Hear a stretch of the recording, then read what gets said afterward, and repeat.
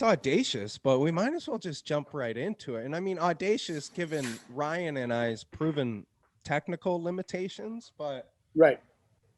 the idea here is just real quickly. I want to make sure people are following along. We've got Will Branch in attendance. We've got Lawrence LaPianta, and shortly joining us, we're gonna have Chris Warsow. And as usual, Ryan and I are here, and there's a theme today, and it's culinary dudes. I'm very hesitant to say the foodie word because I think of that merely as a fan base and not necessarily as the creators. And you guys are all creators, and I cannot. Well, I'm not going to do any like bios or anything like that. You've all been on the show before. If people want to dive deeply into you guys as individuals, we've got 4 more episodes, right? Lawrence, I want to say Lawrence was our second interview. He was our second guest ever on the show. Yeah. Really? Yeah. He was Wow. kind enough. He was kind enough to hold our hands through the even more awkward You guys early took me stages.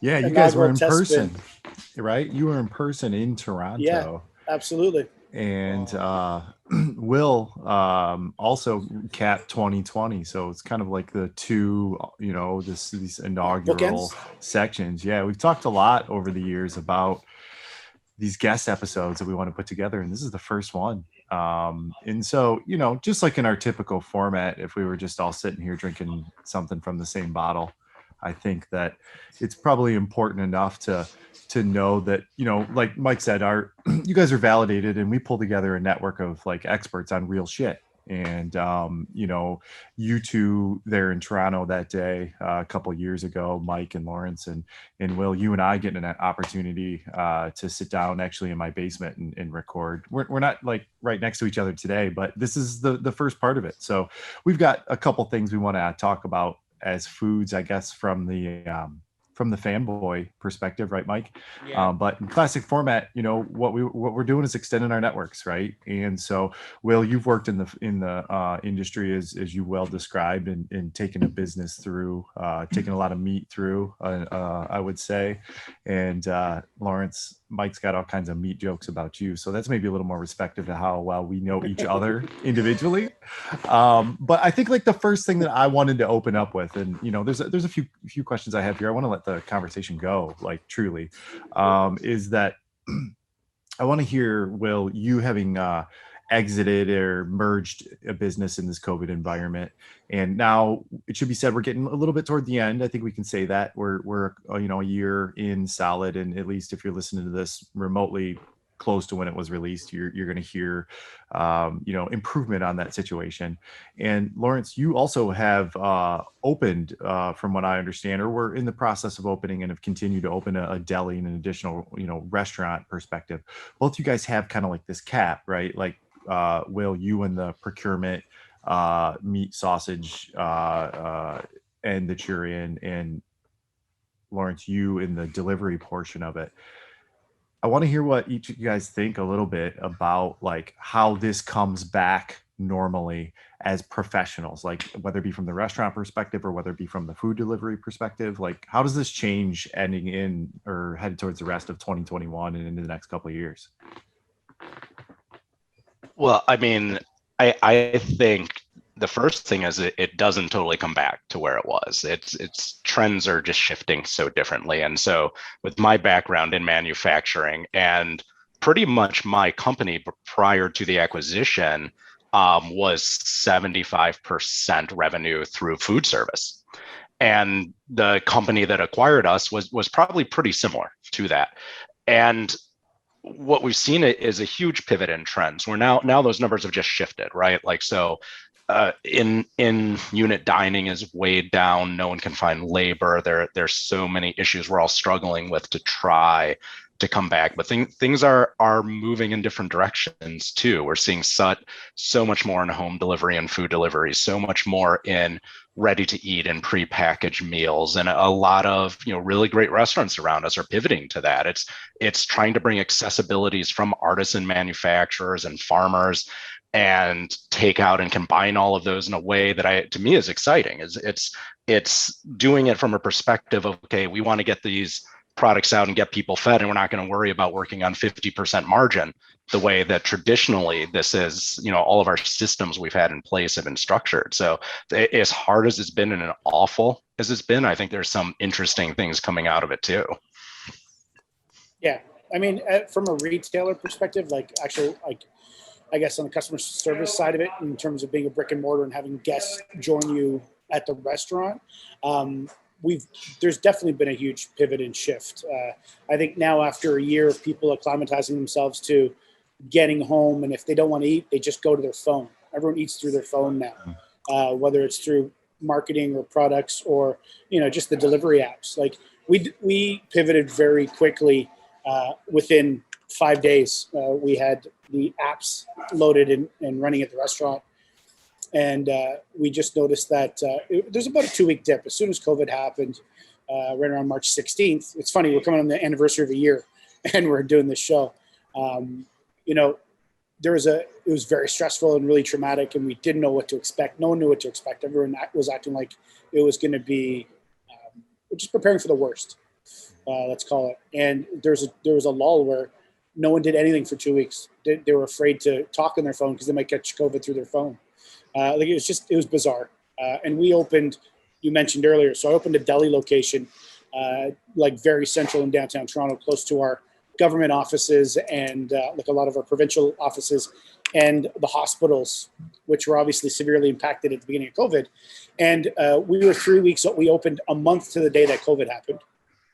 And we had a lineup the week before COVID happened. It was down the street at the deli and everyone was lining up. And it was very reminiscent of a New York style deli. You just go in, you order your sandwich, and they've all got we've got, soprano inspired names for all the sandwiches. And we make everything. We make the deli meats. We cook all the meats, turkey, roast beef, everything's made by us. We bake the bread. And we were never set up. I mean, this is going to open up so many other things, but we weren't set up, and nor were we priced to become what eventually is now a ghost restaurant. Like we now, the impetus behind and the love behind why we opened the deli is gone, because now we operate solely on apps. So it's almost like working at the post office. You hear bells and whistles, and you make a sandwich for some guy in some room somewhere, and then some random stranger comes in, asks for a number, not even a name, just asks for a number, and they run away with it. And we're going on a year of that now. It wasn't why I did the deli. Yeah, no part of that was what I signed up for. And it was by default, that location's almost, I consider it a ghost kitchen, because we might have a dozen people walk in there a week, not including pickup people, like for the apps. But otherwise, it's all Skip, Uber, Ritual.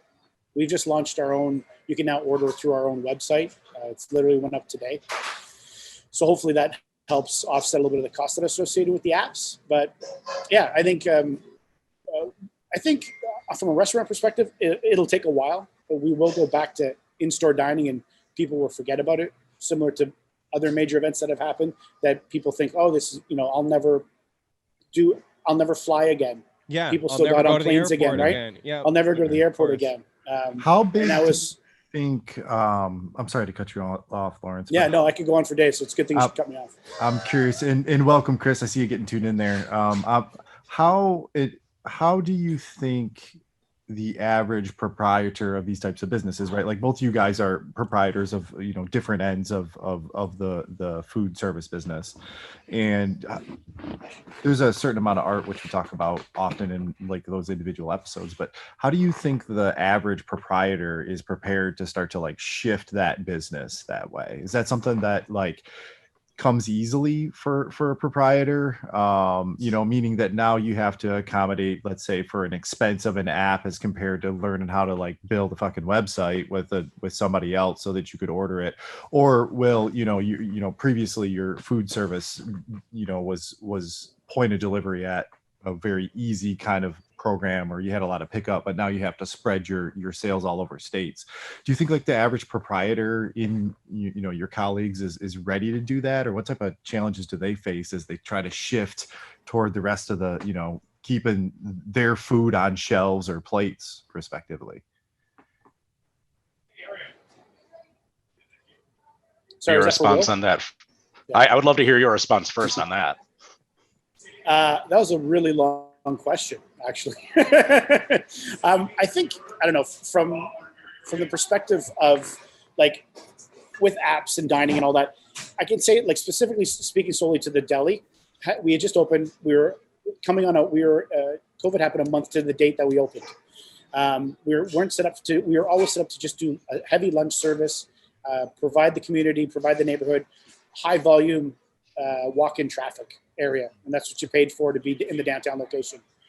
With the pivot, it took us longer to pivot at the deli because it was new, as opposed to the barbecue restaurant that had been here for a while, and we were very much established in who we were. It was easier to pivot with something that had been around for a while, I found, than it was for something that was completely new. Because our prices, we had already had some app stuff happen at Cherry, so we knew we could get it up and going very quickly, and we knew how to price things accordingly and not absorb all of that massive cost that goes into using the apps. You sell $1,000, you get a check for $700.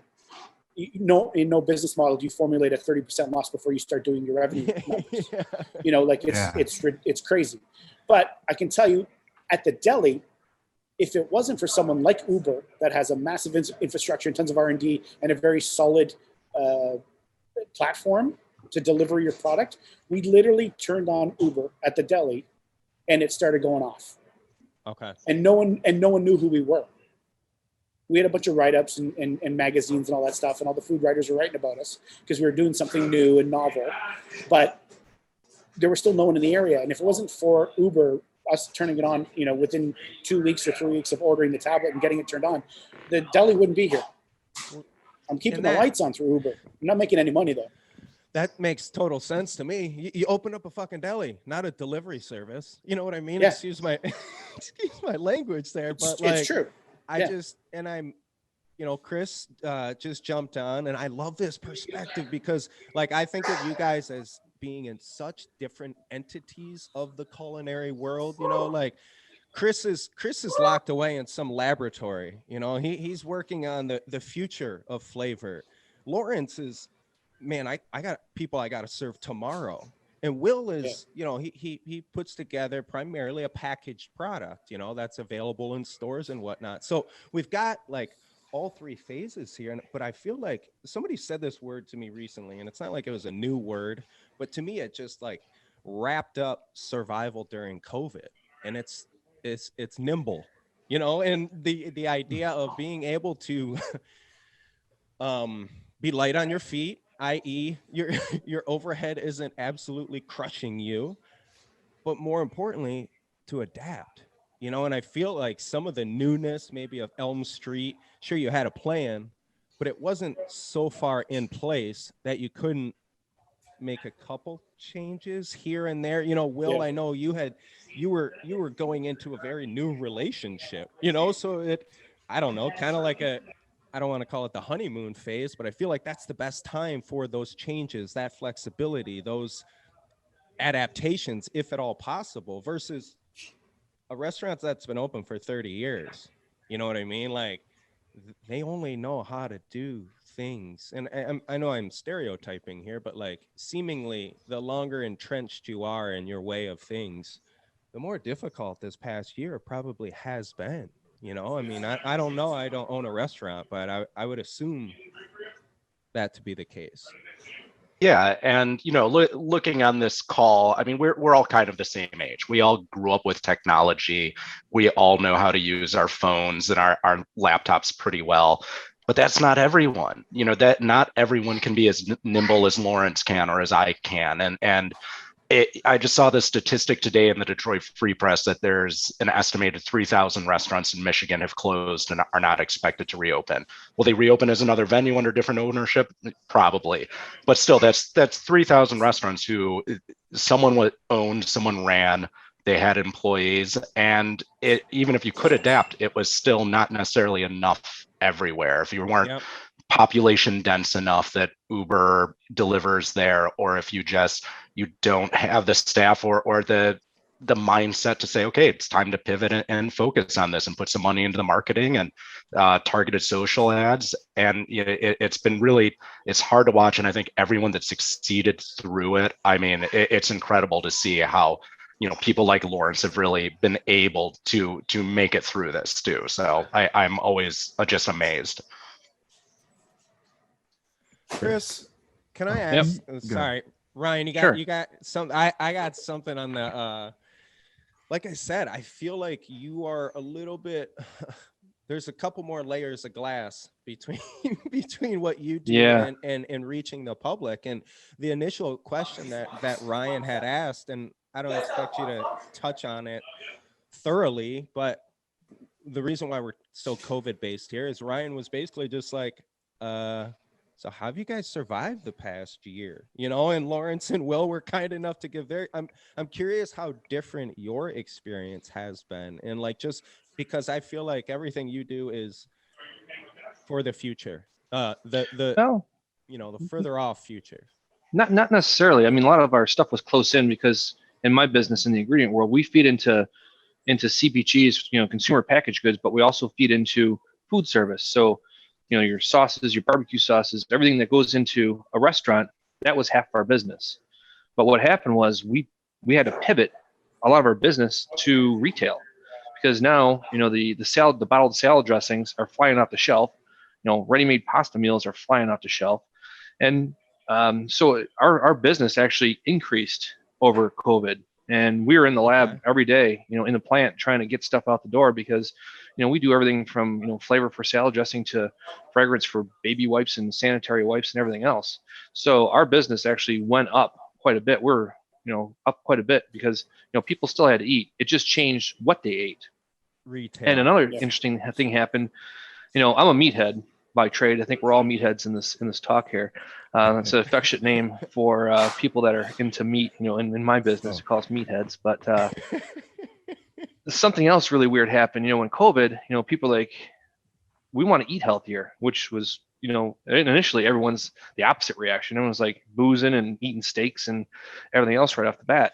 But now, now we're like, hey man, we may slow our roll a little bit because it's been going on for like 6 months now, and I'm like, I'm 20 pounds heavier, and like this doesn't look like it's going to end anytime soon. But something interesting happened. The proliferation of meat analogs and fake, when people call it fake meat or dairy analogs. I mean, just a straight proliferation. I see half the projects we have coming in are for meat analogs. And it's not for straight up vegetarians. They want people, they want meat, they want stuff to taste like meat. So these are your flexitarians. So people will still be eating sausages and barbecue and all that kind of good stuff. But hey, let's mix in a little bit of, plant-based soy, a soy burger one night. Did you say flexitarians? Flexitarians, yep. Flex, is that a real word? Do you guys know that term? I never heard someone that. made it up. Does that just mean I can eat whatever I didn't want? make it up. I can eat whatever I want and still call myself a tarian? Flexitarian, yes. You can eat whatever you want. You can eat meat. You can eat, plant-based products, but you're called a flexitarian. F-L-E-X. Flexitarian. Flex. Flex on somebody. Yeah. I am working on five projects along those lines right now. Yep. See, well, adapt. You gotta adapt, man. That's the way it works. Lawrence, you got any non-meat coming out? We have some fantastic vegan dishes that we don't talk about. They're just available through catering. You gotta know somebody. But it does change your perspective. You're like, we've always had vegetarian options, and now I'm like, we took it a step further. It's like, instead of a great vegetarian option, if we're gonna have vegetarian options, we just make sure they're vegan. We just don't have to tell everyone that we have this vegan menu. It's like, oh, what can I eat? I'm a vegan. Well, like pretty much all of our vegetarian stuff is vegan. I like that. We work with creative stuff, and like I have, we make vegan mayo and vegan cremas and vegan, like all of this stuff. And, so I'm constantly interested in being challenged to do different and exciting things. So I'm like, you know what? Fuck you. I will give you something that's vegan. It's gonna be fucking delicious. Yep. Just because you thought I couldn't do it. Yeah. Mm-hmm. So, but don't you dare bring that shit into Elm Street. Not at the deli. Well, not. No, it is because we, I purposely wanted to, the fact that we make our own bread. People are like, well, do you have a gluten-free option? I'm like, no. I can give you all of the meats on a salad. no Yeah. bread. That's a gluten-free option. But I'm like, we do what we do. It's like, I'm not going to go into an Indian restaurant and demand they make me rigatoni. I'm like, know where you're going. Like, you know what I mean? Agree. No, I'm not going to roll into a Chinese restaurant and ask for a pizza. Like, There's definitely a couple spots here in Hawaii that my wife is allergic. She's not allergic to all shellfish, but she can't do shrimp or scallops. You know, so there's more than one neighborhood where it's just like, no, babe, they cook everything with certain pastes and certain fish oils and certain, like, so even if they say, no, you're safe, like, they're not. Yeah. They're not doctors. Especially when you're dealing with something like anaphylaxis. That's a whole nother story. Like, hey, you know, I want to be a vegetarian. That's one thing, but when you go straight up anaphylaxis and your airway closes, that's a different story. Food allergies and food aversions are two totally different things. Oh, absolutely. Like, we're talking life or death, or are we talking this is a lifestyle choice? Right. Yeah, exactly. So I always tell Nicole when she tells them about her shrimp allergy, she doesn't even To need do the speak symbol. English. Yeah. No shrimp. No shrimp. Not one of these. One of these. Yeah. Die. I will die. He needs to pull an EpiPen out of Yeah. the pocket and show them. Yes. That's really the sign is, no, If I'm you- serious. If you give carry me this. shrimp, you're going to have to impale me with this large syringe as well. Look, that's a fair trade. depends on the spot. Oh, sorry about that, Ryan. It was a little detour. Go ahead. No, I said that was the detour. I'm sorry about that. I had to bring everything back to Hawaii for a moment. You guys, we got like a foot of rain yesterday in a matter of hours here on the North Shore. Sorry, but since we're talking about food, I do want to like extend my sympathies because one of the few like bastions of culinary hope here on the North Shore are the food trucks. Because a lot of the chefs have wisened up and realized this overhead is impossible. I will never be able to afford this rent. And if I want to serve people what I want to serve them, I got to do it my own way. And unfortunately, they were all located in less than ideal positions, basically in flood zones. And as of today, I would say there's probably about a quarter of the food trucks remaining. They didn't wash away, but the water level rose so fast. It didn't come in from the ocean. It came off the river and basically just flooded and sunk all those food trucks. It's just on the note of the sadness of, Will, you mentioned 3,000 restaurants in Michigan. For some reason, I think of each of those as a little romantic, someone's life dream, and that absolutely just shatters my heart to think, Lawrence, you're describing this past year, and I'm afraid some people misinterpret survival with like, getting ahead, right? And there's a big difference between making a living and surviving. The past year was about surviving. It wasn't about making a living for restaurant owners. Can you guys talk a little bit about how, and it's okay if you're not prepared to go down this road, but that's a big change in not an ego. I don't want to call it ego, but you're riding real high and you're getting ahead, and then all of a sudden it's static. You got to put your shit aside.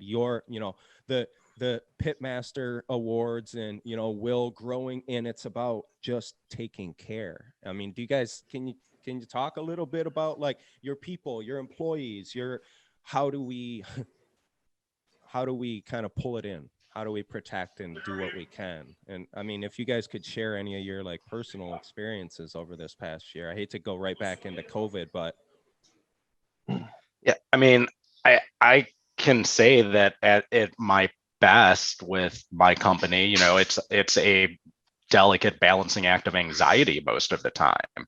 And it was always, look, we grow, we expand, bring on more employees, reach more states, need to make more sausage and grow. And there had already been a lot of sleepless nights. And thankfully, when things first happened, we were already negotiating merging in with Global, with the company that we merged into. But when things happened, we didn't know. we didn't know what we were doing for employees. I didn't know if I was ever going to collect a paycheck again. It was something where we were so focused on food service, and that's where we did all of our business. And it was terrifying. My wife is an entrepreneur too, and neither of us knew what was going to happen. Not on top of not knowing really what COVID is, and we have a 1-year-old at home, or 1-month-old at home, and we didn't know. It was both of us getting 2 or 3 hours of sleep a night for the first month or two. And I don't think I expected to feel anything like that in my life, and feel that level of just constant dread, and just, well, what's going to happen next? What's going to grow? Are we ever going to do this again? And just like, for the first time, really thinking about, okay, if this doesn't happen, what's it going to look like? And thankfully for us, we were lucky. We got a good deal in place, and we found ways to be nimble and to pivot. And, to work with people like Lawrence and Chris. And Chris, I'm actually a customer of your company too, so we'll talk about that later. But it's, though we got very lucky and we got very fortunate, and that kept some sanity and a light at the end of the tunnel. Yeah, no, it was very similar. It was January 15th, my daughter was born. March 16th, the world shuts down. Oh, so you were 2 months into being a new dad. You had it figured out, bro. Yeah, absolutely. So then you figure you're 5 years into the restaurant, and I'm like, I was gonna, the kids coming, it's gonna be okay. You're gonna take some time and make it make sense and be able to be there, so that I wanted to be there with my wife and do it all together. And then all of a sudden, my schedule, like similar to as Will mentioned, it went from we had a staff of at about 35 staff, went down to about 6 core staff. And my day started at about 4 a.m. I'd come to this restaurant, start the smoker. I'd get things started and start cooking. My morning guy would then, or my afternoon guy would come in at 10:30. I'd go home and shower. I'd go to the deli. I'd do lunch service at the deli. Then I'd run back to Cherry and was my own Uber, would start doing deliveries. So you were delivering? Yeah, we had, dude, it was survival. Do whatever you have to do. That's literally what it was. So, it was just figure it out, make it work. And it was funny because I had a phone call with another friend of mine, kind of, someone who's kind of helped me out in my food career and all that, and kind of been a bit of a guidance counselor. And he's like, listen, he's like, Lawrence, he's like, man, we're hustlers. We'll figure it out. He goes, at the end of the day, you're going to get knocked down. We'll get back up, and we'll keep getting back up. He's like, just make it work. He goes, you ain't going to lose. I said, all right, we'll figure it out. But it was about 3 months of 7 days a week, 18-hour days. So, what's the Bourdain quote? It's something like we're all equal parts pirate and artists in this industry, and I think this was pretty indicative of that. Yeah, it was. So, and it was very much pivot, figure it out, make it happen, and a lot of people sat around and talked about how they were going to change, and we literally, it was full court press. We threw that ball down the court and we chased it. We're like, go, go, go, go! Can't wait. Figure it out. Do it now. Get the apps and get this in. Make this happen. And we were up. We skipped a beat because of everyone was. There's a 3-week lull, let's call it, where everyone was trying to figure stuff out in life, not just restaurants. But then March. You get through March, and then April 1st happened, and it was like we were a totally different restaurant. Everyone's like, you guys in 2 weeks, basically. Yeah, you guys figured this out so fast. I'm like, we didn't figure out shit. We just did it. Yeah. I'm like, I just do it. Like, there was very quick conversations about how to make things work, and then we went ahead with it. And we just got lucky, or I'm very fortunate to have really good people around me too. We all came to some wise decisions. And we went with it, and we did whatever we had to do to make it work, to keep the lights on. Yeah, Chris, and that's kind of what happened with us too. Like one day we're like, all right, going to work. We're planning parties and events for like our customer appreciation parties and like these big flavorology events. Let's and spend the next money. day, Yeah. And then the next day we're like, all right, now we're like, you gotta come to work every day because now you're considered an essential worker. Like I've never been considered an essential worker in my entire life, but you're considered an essential worker because you're the guy that keeps the the hoarders and the guys that went through the grocery store and just took everything off the shelves. So now we're responsible for actually helping to restock those shelves and, keep people fed. And just to sit back like, yeah, you're an essential worker. And the COVID commute, I call it the COVID commute in the morning. I take the Tri-State Tollway in Chicago. I mean, that's bumper to bumper usually, and it's like there's nobody there. It's a ghost town. Oh Yeah, man, it's like that. What's that Will Smith movie where there's like nobody around? It was creepy, but you went to survival mode. Like, hey, now we're an essential worker, and we got to keep people fed and keep America. We didn't know what was going to happen. There's viruses going through all these food manufacturing facilities. Right off the bat, the meat manufacturers that went, COVID went through the packing houses, then started going through the CPG companies and things like that. And you're just like, man, is it going to happen at work? So it was harrowing. I'm working with 200 people at work every day, so trying to stay away, keep masked up, and keep away from people. So your job changed. My job changed drastically, and it still changed drastically. I went from being a chef and hosting events and being promotional and doing R&D work and taking people out and dine arounds. Now it's like straight up R&D on the bench, trying to keep people fed and keep your pipeline going. Yeah, I gotta admit, I've not been appreciative of how I used that word nimble earlier, but like you're talking about your much larger company. I mean, can I call Chris it a corporation? And like, we're a family owned company. Yeah, it's really naive of me to not appreciate like how quickly you guys shifted too, right? I mean, I remember hearing and reading on the news that like suddenly automotive manufacturers are making ventilators, the next week. So yeah, why wouldn't everyone else kind of go to bat and use what they had to get by? To touch on Lawrence's and Will's, like, the bootstraps, tightening them back up. I mean, that's just further to what I had mentioned earlier, right? Where if y'all had been coasting for the last 20 years, you might have forgotten how you might have lost a little bit of that grit and a little bit of that, what I always just generically call blue collar, that ability. Sure, you've gotten a little more comfortable. You probably got nicer shit on your walls, but it's not that far removed. You're not too far gone to be able to get back down and grind again. I'm not implying that you haven't been, but I just feel like this past year, man, it's been a real see what you got. It's been interesting. Let's put it that way. Very interesting. It's something, I was thinking about that on the way home today, like the crap we've lived through, our generation, like, hey, we lived through the war on drugs, flying airplanes in the side of buildings, a pandemic, what's next? Sure. So maybe that's a good pivot, Chris, because we got to drop the COVID thing. We always interrupt that and have been interrupting kind of the COVID story as it shadows our episodes for the past year. And admittedly, it's helped our show grow a ton. We've been able to get access to really cool guests like you guys who can make a little bit more time. What is the future? And not so much about COVID, but like, let's talk about like food delivery systems, right? And so we did touch on a few of those, and each of you have this like vast delivery, but like our vast experience with food delivery systems. But like, what's the thing that you're most excited about? And, we don't need to go round robin like this is a MBA course. But, what would you be most excited to share, any of you, about what's coming forward over these next, let's say few years with the way that you do your business and people getting access to the food that you help provide?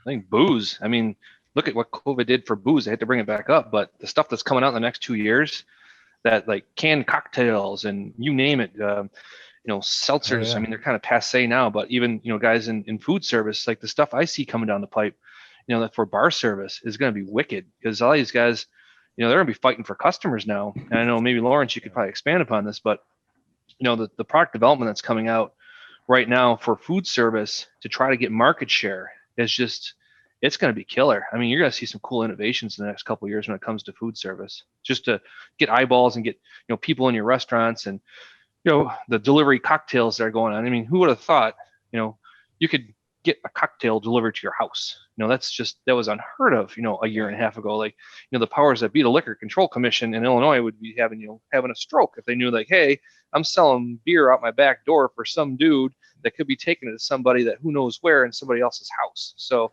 just think about those small things, Right. It went on for years. They just legalized it. Right. Yeah, Exactly. There you go. They're just getting a They're- cut now. They're they're getting like more of a holding- cut now.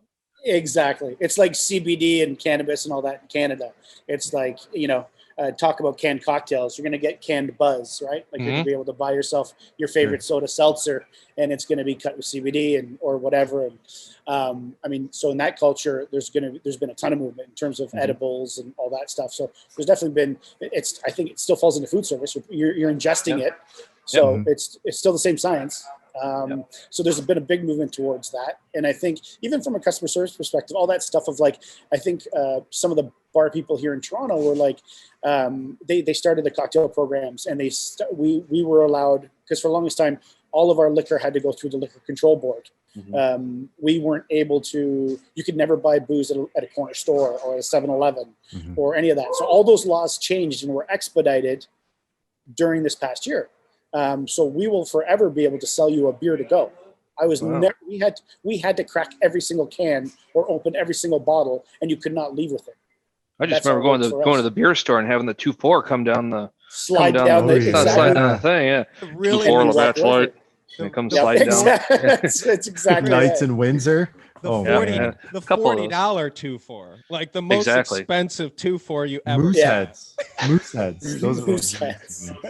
Mooseheads are always the kokanese. Yeah, the kokanese. Kokanese, there you go. Those are the late night ones. Yeah. So I think, so getting back to Chris's point, I think you're going to see a lot of these innovations that have come to light as a result of the environment that they came out of. They'll make their way into restaurants on a regular basis, and we'll be able to send people home with cocktail kits, or you're going to want to be the first person to jump on whatever is cool and novel in terms of, especially in that cocktail world. I think a lot of with fine dining, they probably had the hardest time moving to a home delivery style market, but they all came out with meal plans and great meal stuff, and whether it's frozen or prepared with reheat instructions, like even we did. We moved to a back seal program with reheat instructions. So I've got people ordering barbecue and stuff in their freezer or up at their cottage so that they can eat it when they get up there this summer, or they wanted to quarantine at their own place 2 hours out of Toronto. They thaw and they can bring it back in a warm water bath and then throw it on the grill for 5 minutes, and it's really good quality. And I spent a lot of time, obviously not near the food science that Chris would bring to it, but I spent a lot of time testing what I consider an 80% cook, and 90% cook, and 95% cook to a lot for a proper reheat to give a better experience to my consumer. Sure. Like if I cook barbecue and cool it and vac seal it and sell it to someone, let them reheat it the way I would serve it in the restaurant, it's going to be mush. Yeah. So Dude. you're trying to hit temps. Audacious, man. Yeah, like you're giving people 3/4 of the Cherry Street product, right? And hoping they don't screw up the last 25%. Yeah, but you're trying to make it completely simple and like put in Idiot warm proof. water. Yeah. Put it in 145-degree water for 15 minutes, pull it out, cut open the bag, drop it on your grill, hit it with some more sauce, and you'll be really happy. And, we worked really hard, and 99% of the time we had amazing feedback. Occasionally we would get stuff because of the fact that we cook everything on wood, real wood. It's not the stuff same. stuff like turkey. They would leave it in the water too long, and Chris could probably explain the chemical process, but the turkey turned pink. Oh yeah. And they're like, "Oh, my turkey's raw." I'm like, "Dude, we cooked it and you reheated it. How did you make it raw again?" It's not raw. Yeah. I know it's not raw, but So you're and I'm like, you don't want to get into activation of myosin and heme groups and myoglobin and why the smoke room exists. And I'm like, I'm not going down that road. And Right. it's like, I'm like, I did physiology at U of T, and then I went into film for 20 years, and now I cook barbecue. I'm not that smart. So I'm like, my trajectory's been weird. So yeah, but y'all are on the exact same page, like you start talking about the actual chemical process, and like Will's like, yeah, when do we get into page 2? I know, we're all dealing with this these days, and I'm so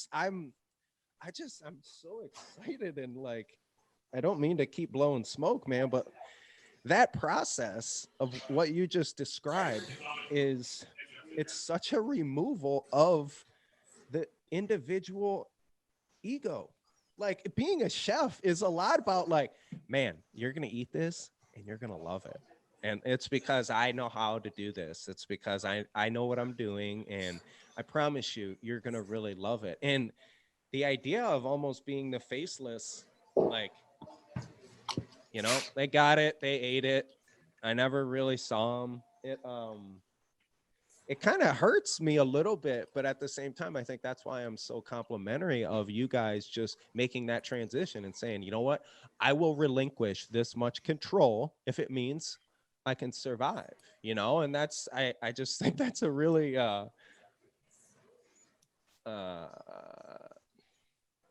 it's much easier said than done. It's much easier said than done for people in your guys' positions who have been leading and have been at the front and need to really just kind of look yourselves in the mirror. And maybe it wasn't so much a personal decision like that, but in hindsight, I'm sure you're like, oh yeah, maybe I did take myself out of the equation quite a bit there.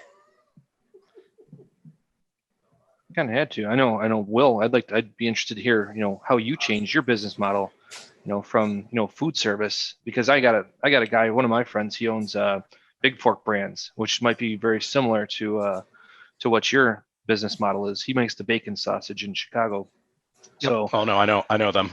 Yeah, yeah, he's probably right up against you there. Lance Avery, he's kind of a neat guy, but yeah, I want to hear how you transitioned, from what you were doing with food service and went more retail. I mean, it was a struggle. Like, we always had retail presence, so that definitely helped. But like, it's still not where I would like it to be necessarily. It's for us, it was lucky that we were able to use our new partnership with EW Global and work with their distribution channels and change what we're doing. And through that partnership too, it's not me staying awake every night to know how I'm going to keep the lights on the next day. I get to work on things like, Lawrence is talking about takeout barbecue, and that's so cool to me because now in my role, one of I would say I have 5 active projects where I'm trying to create a better barbecue, basically, and whether I'm using yeast-based phosphate substitutes with different injects and then smoke, but I'm developing a cycle to push through the stall. And so I did a really delicious pulled pork last week in 4 hours and 15 minutes. And for a guy that has a kettle smoker in his backyard and swears by charcoal and wood to barbecue with, I was pretty excited from the food science nerd part of me,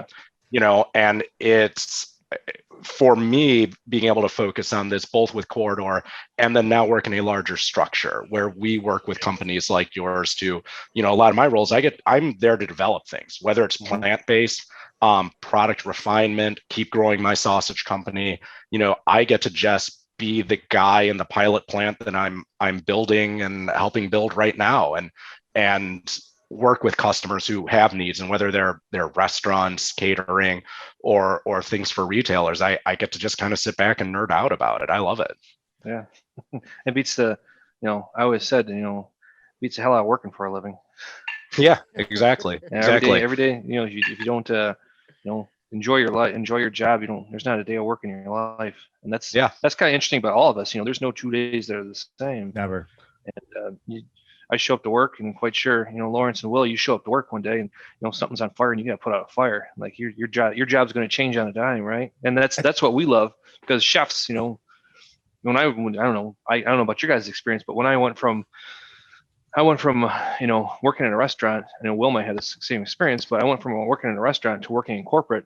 I still had that same pace of like people throwing hand grenades all day, and you're just like, you're manic. You got chef mode on, and corporate, that doesn't work too well in the corporate world. Like, dude, you got to slow down, like chill out.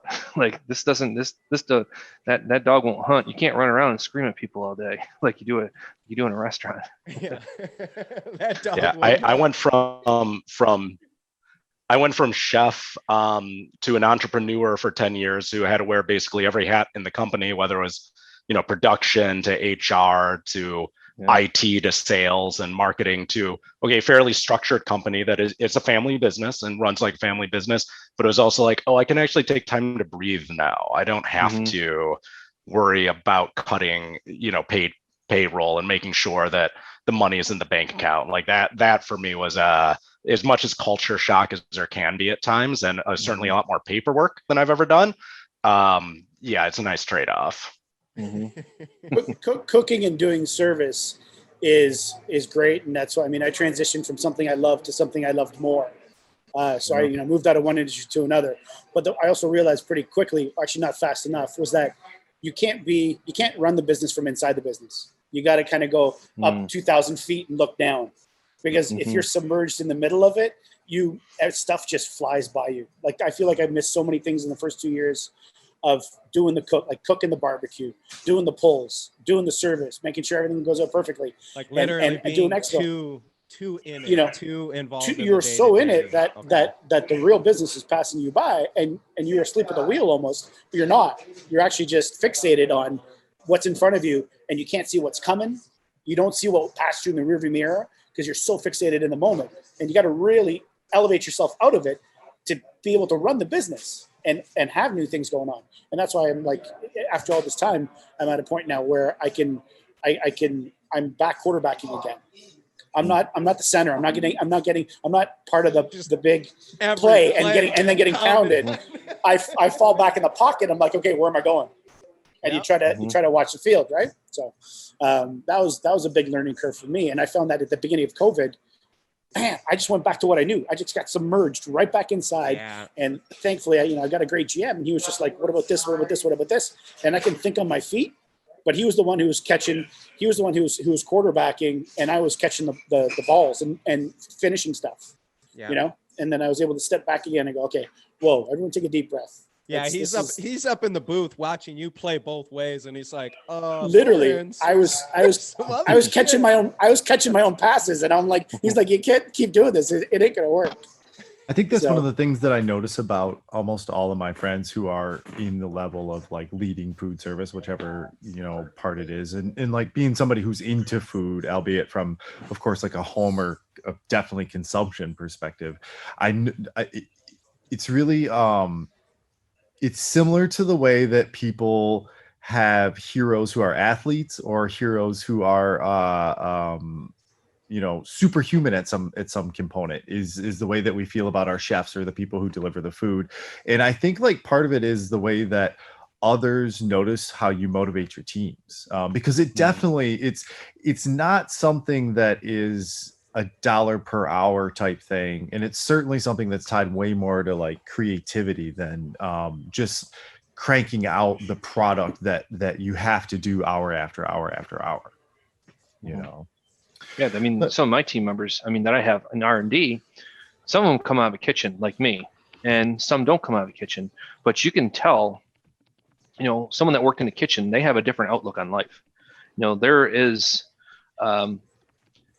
sometimes, I don't know what to put the right word to it, but there's sometimes an appreciation, like, hey, don't make me go back to this kitchen, because it's a lifestyle, man. And people that get out of the kitchen, they realize, like, I always preface this by saying, when they say, oh, my kid wants to be a chef, I'm like, oh yeah, well let me talk to him. Well, so what do you like doing? He's like, oh, I like Christmas, and I like, I like cooking for my friends. I'm like, well, you don't get to do anything anymore. Yeah. Do you like weekends? Do you like time with your family? Yeah. How about, do you like Tuesday afternoons? Is that cool? Just hang out. There's no line at the DMV, but that's how do you like? That's you adjust your life. Are you comfortable with 4 a.m.? Yeah. Do you like doing you like drinking with the dishwasher at 4 o'clock in the morning? Having a 40 in the alley.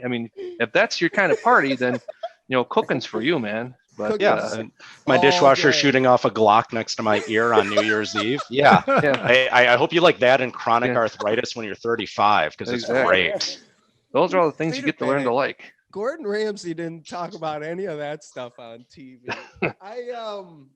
I got a kind of a random one for you guys, and I'm afraid there's maybe very, very short answers, but the hope is that that won't be the case.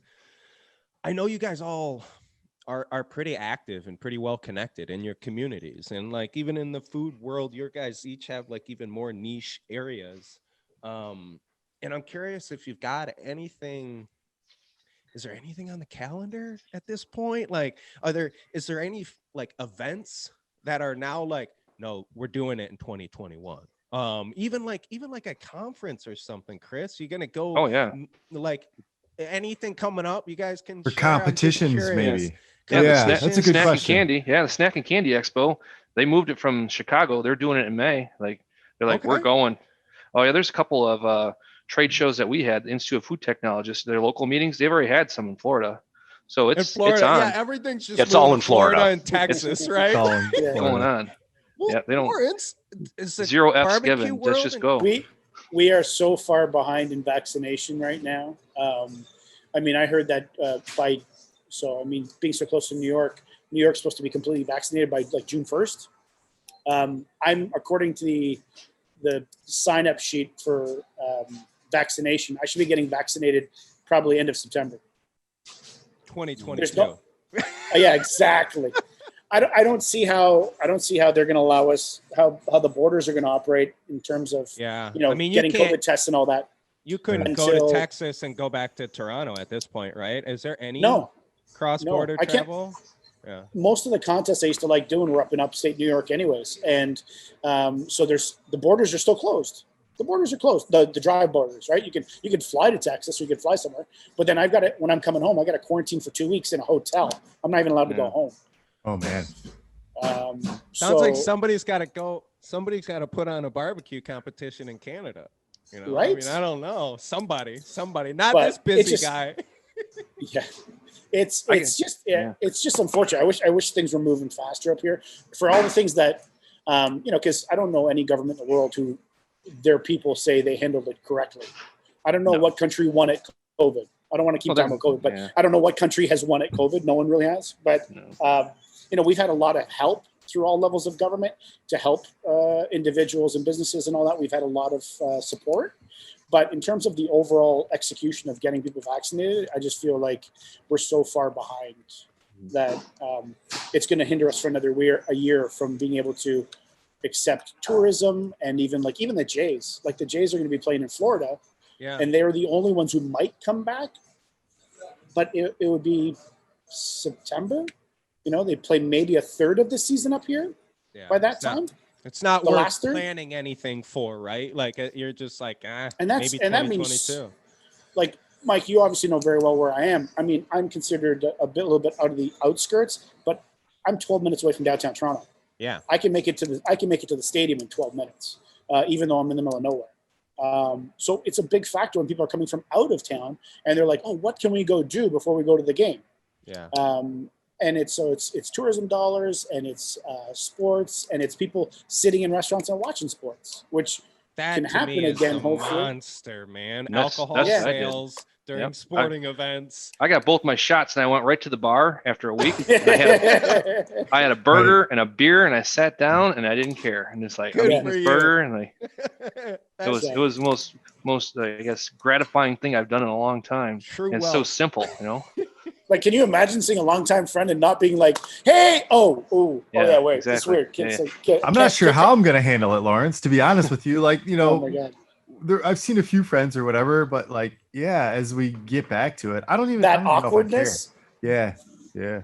Well, And what just about carry your hand team, sanitizer. Will? you got? You got Will, a what about your sausage? team?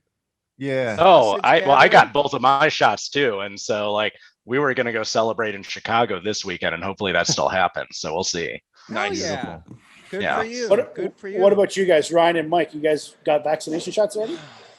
I haven't. I've been working on them through work. I work for a healthcare company, but it's Oh, okay. I felt a little not so appropriate about trying to put myself in front of somebody else. So I've been kind of lurking on the outside, and then I just been staying in the localized queues. I've signed up both through a pharmacy or two, and then the local county, as we call it, to get it. I'll get it as soon as I can. But I haven't pressed the issue just yet. So Cole is all vaxxed up. She got both of hers as a teacher. They're not forcing teachers back into the classroom, but Nicole is volunteered at her school, so I'm really stoked for her. I'm not really on any sort of list or tier. I don't know when I will be able to get my vaccines, but And that's the whole thing. I mean, that's everyone's looking forward to, and we're expecting a rush. Like I'm quite sure you are as well, Lawrence, and Will. Once people get vaccinated, they're like, there's pent up demand. Like people want to go out, and I think there's going to be kind of dichotomous. There's going to be the people that are going to double mask and sit in their car and eat the carry out food, and then there's going to be people who are like full bore, balls out, like, dude, it's on, like Donkey Kong, let's party. I haven't been kicked out of a bar in a year. I'm going. Exactly. I'm going tonight. I tell you what, so much of my career is being able to fly around and get the local food and taste the local flavor. I can't get to it quick enough. There's certain cities that I want to go to. I'm like, oh, dude, there's that thing in Seattle I want to do. Yeah. I go to Atlanta, I want to go there. Like, I think I'm going to cry when I get on an airplane again, like in a good way, not like the old bad ways. I've been back on now, and so it almost feels normal again, Chris. It won't take you very long. The one thing that's great, because I know we got to kind of pivot toward the end of the show here, which this has been a great episode, guys. I didn't realize that you guys were networked already, Will and Chris, and I hope that this conversation continues on beyond this, because Lawrence, it sure seems like you guys could also be connected in some ways. Absolutely. The border drives up, and Will, I'm always dying to take a trip to Toronto. So me too. I love to have you guys up here. That'd be awesome. For sure. It's such an easy trip from Detroit, and vice versa too. We're still closed on Mondays. We could do a regroup here live in the restaurant. I'll fly. I will get in a plane and fly. We might be closed, but I will make sure we still provide food. Cool. Don't put that out there. I've got one more before we go into the bliss, and none of our listeners really care when we get together for that. We want to make that a secret. Let me just ask this question. It's a quick answer one, all right? And it's on my little post-it note that's here. You got to give me one gadget in your home kitchen that you can't live without. And I know that means something, because I know that all you guys don't cook a ton in different scenarios at home. So after that, we'll pivot towards the end, but I'm just curious, what's one thing in that home drawer, or maybe something you carry back and forth from restaurant to or work to drawer. Phone, and you can't say your phone. You cannot say your phone. I'm looking for the dumb things I have on my wall. Like, hey, it's like Alton Brown used to say unitaskers. Like, no, you can't have a unitasker in your kitchen. Like, there's so many things that you have in your kitchen that you use for so many purposes. But I hate to be cliche, but you guys can go ahead. I'll say, I love food technology. I love my immersion circulator. I love my Instant Pot. But the thing I can't do without is a good Dutch oven. I need that more than a good saute pan. I cook for a family. I want things that are, we're going to have a few meals out of. I want a good minimum 8-quart, thick bottom Dutch oven. I don't need Le Creuset. I don't need $300 and it looks gorgeous. I want the $50 version from Macy's that maybe it says Rachel Ray or Martha Stewart. And that and a good chef's knife are the two things I always tell my friends, that's what you need. Get those. Don't buy the big chef's knife block with 50 knives and you don't need them. Yeah, you need a good chef's knife and then ceramic a cheap paring knife. Dutch oven. So ceramic coat Dutch oven. Not just a cast iron straight. No, I have my cast iron pan for cast iron pan, but a good coated Dutch oven. Those are really my two things, that and the good chef's knife. That's it. Okay. I don't know. I mean, I bought one of those, I'm a flat top cookery kind of guy. So when they came out with your backyard, what do they call those things? The flat top cast. Yeah, I bought one. I'm like, I'm in my zone. I got a couple offset spatulas in my hands, and I'm in bliss. I mean, it's probably from my younger days when I'm running a sandwich station on a flat top and just rocking and rolling. I can cook breakfast. You're like a DJ, dude. Even right now. You got two spatulas. You're going at it like Waffle House, man. I mean, it's I love my flat top. Like my home flat top, that's the best thing they ever put to the home cook. Like go outside. I'm feeding 20 people outside, good badass hamburgers. They're like, this is the best hamburger I ate in my life. Flat top. The flat top. Yep. So does that run off propane? Yeah, the propane ones. And it's 50,000 BTUs. You can throw something on there. It's just ripping hot, Nice. That's my favorite tool. This is my favorite part of the interview so far. It's like single favorite tool. It's fun. I guess, I don't know. Like I've got one great, big large cast iron pan that I can use as a Dutch oven. I just have a lid for it. So I bake in it, brazen, do like everything. Like I've got I live in a 2-unit home, and I've got my wife and I are on the main floor, and the baby, and so like space is always at a premium. So it's always very like responsible stuff that doesn't take up too much room and can do multiple jobs. So like with the cast iron, it's important. And I guess I've got a couple immersion circulators too, and it was funny because we did a Christmas dinner, and I didn't want to actually have to cook anything, so I prepped all the meals and at cherry and vac sealed them all. And it was like gravy goes in, cauliflower cheese goes in. It's like so the whole meal is happening. But I guess like the single one tool though, it's got to be my immersion blender. Like having a baby and just having like just like sauces and done, and it's like ready to go. So what brand? Use that like a lot. Cuisinart brand, or do you go to like commercial brands and stuff now, or what? How do you do it? No, I mean I just at the restaurant I saw commercial stuff, but I think it's like literally it's like a KitchenAid or something like that. It's nothing too fancy. And as long as I use it, it won't break. If I let other people else use it, it might break. But for sure. Now you're not gonna let me hear this, dude. And actually, you know what? I did get super nerdy over the past year, especially with like COVID and the whole reminder of like being careful about stuff. So I got rid of all of our Tupperware, and I moved strictly to like liter containers or like pint containers, like you in a restaurant. And there's a fucking roll of green tape and a black marker on the fridge. You have to date and initial what you put in the fridge, my love. Beautiful. Because it's only me and my wife. That's a rule in my house too. An initial. So what goes in the fridge. I got one for you, that, and maybe I'll just get your address and send this to you, because Mike, I want to hear what your answer is. You can't. So that's a rule at my house. It's caused enough arguments that my wife would talk about it if we brought her on this podcast about not dating shit. But I get the water soluble labels so that you can throw them right on there, and they're beautiful. Oh, nice. You can get like 100 of them for $6 on Amazon. It's beautiful. Yeah. Right Nice. now. They go through the dishwasher and you're done. Yep, exactly. Lawrence, the question is, when you're using that tape with the Sharpie, do you make your wife trim the edges on the tape before it goes on the quart container? Yeah, like I'm amazed you guys get away with this shit. I should talk to you guys every day, and then I'll feel. I don't want to wake up in the middle of the night. I am. Yeah, I don't want to wake up in the middle of the night with one of my kitchen tools embedded in me. So I cut it off at just make sure it's teared. You tear it kind of clean.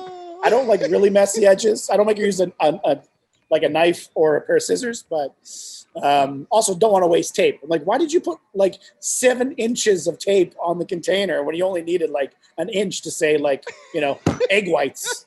Yeah. We might be neighbors. Oh my goodness. I would go totally passive aggressive behind it and just trim the tape off like on the container, so it was straight for me. This turns up perfect every morning. She's like, I don't know how this happens. Ryan, I do quarter turn all the containers so that the actual tape faces out, because I'm like, how am I supposed to know what's in the container if I got to dig all the way to the back because the tape's turned the other way? My ex was more bonkers. She was more anal than I was. She would come out and she'd like, you didn't date this. What is this? And it's in the freezer. Like, I'm sorry, I forgot. She's like, you're the professional here. You didn't date this. Yeah. But especially freezer stuff. You want me to remember what's in that jar 6 months from now? Exactly. Yep. I got a couple of those mystery bunnies bouncing around in my freezer right now for sure. Man, Ryan. You just mix them all together when you reheat them, and then that's what you get. I gotta admit, man, I think and I don't mean to sound humble here, but I think because I've moved quite a bit in these past few years, like I haven't really been able to assemble my dream kitchen. Like I've gone up and down a few times.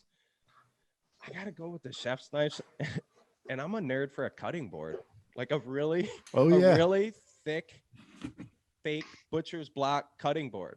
Like and I know that's technically not a gadget, but I'm not good with gadgets. I don't like every time I get a new gadget, I get an Instapot. I try to do something. It doesn't taste the same way as my slow cooker. You know what I mean? Like I go back to my roots. Okay. So you're old school with it. Yeah. Just knife and a cutting board, man. I know that like kind of borderline sounds like grandiose being that humble, but those are my favorite things in the kitchen, and the things I get most annoyed when I travel. I'm like, I'm paying $500 a fucking night to stay in this Airbnb, and they don't have a single decent knife. Are you shitting? Oh, you got to bring your own knives, bro. You got to get a knife roll. If I'm paying $500 a night, I should not have to bring my own knife. No, you do. Well, the reason why that'll there's not come up. knives in there, people walk away with them. Yeah. That's the- That'll that's come the up. sad This reality. this episode has been like I think both Mike and I were nervous. We've been sharing with ourselves like how we were nervous about this because we weren't sure how this like first guest episode had been. So that's gonna be like a definite question in the next one is like how do you travel and cook when you're not eating out, or how do you travel and cook when you are eating out? I think my thing, and I'm gonna close it here, guys, because this has been great. We appreciate your time, and I know you got a restaurant to close, and both of you guys have some evenings to have with family and such. But my thing is actually the sous vide and the BlendTech blender. So the BlendTech blender was kind of my foray about 5 or 6 years ago into like prosumer grade kitchen electronics only. So I've kind of started to take this like position where I don't want any shit in the kitchen. Ryan's a snob. Ryan's a snob. Let it. I'm sure. No, if you've I never just heard don't the need show it. before. I don't need it. My rule is I This don't coming need from it. the guy talking about how hard it is to have a kitchen in Hawaii and then travel to $500 Airbnbs. Yeah, well, thanks. Thanks, buddy. Just Thanks. saying. Yeah. So those are my two. The sous vide is because we pre-cook so much. There's just my wife and I, so we pre-cook so much stuff, and then it's the rewarm that way. And so that immersion cooker is my thing. Hate to copy off you, Lawrence, but it's great. So, well, listen, guys, really appreciate it. We'll tag you and we'll make sure that this is all out there on the old social media internets like we do. But this has been an awesome time. I'd like to close if we can. Anybody got anything they'd like to add before we cut the record here? Yeah. Anyone notice that people are socially awkward as a result of being locked up for COVID? Yeah. I've noticed people have become weirder in general. Is that possible? Yeah. That's a whole other conversation, but oh man. I got a We'll have to couple put that one buddies very much in the dating game right now. And I'm just like, dude, just stop for a little bit. Just stop, because what you're getting, it ain't the best version of anybody. Like anybody's still hanging in there right now. Yeah, this isn't the best piece of them. Long-term repercussions.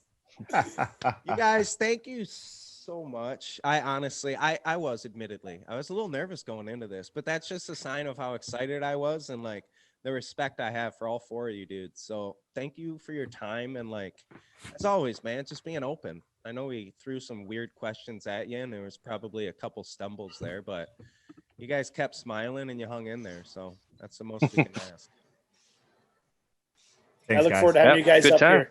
Yeah, absolutely. Won't Good be time. long. Won't be long. We just got to get the borders open. We'll be there. You guys will be up here like vaccinated before I am. So I'll wear a Yeah. mask still while you guys are here. Fair enough. Fair enough. All right, guys. Guys, Thanks so man. much. Thanks. Cheers, guys. Take care. Be Be good. well. Bye, guys.